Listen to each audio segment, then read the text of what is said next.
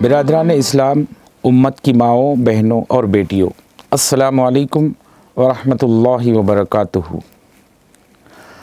آج بات کرتے ہیں رمضان المبارک کے متبرک اور مخصوص اوقات میں، قبولیت کے اوقات میں دعائیں کیسے کی جائیں اور کیا مانگی جائیں۔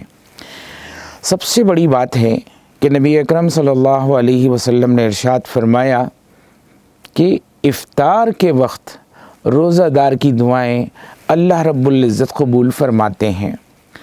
رمضان چونکہ ہر لمحہ دعاؤں کی قبولیت کا مہینہ ہے، ہر لمحہ ہر آن قبولیت دعاؤں کا استقبال کرتی رہتی ہے۔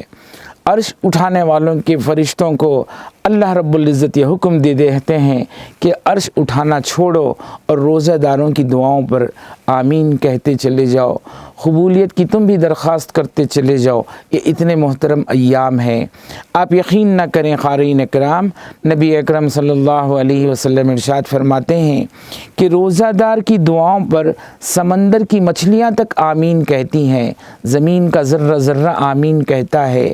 روزہ دار چونکہ اللہ رب العزت کے لیے بھوکا ہے، اللہ کے لیے پیاسا ہے، اللہ کے لیے اس نے اپنی خواہشات کو روک لگا رکھی ہے، اللہ رب العزت کے لیے اس نے اپنے ارمانوں کا گلا گھونٹ رکھا ہے۔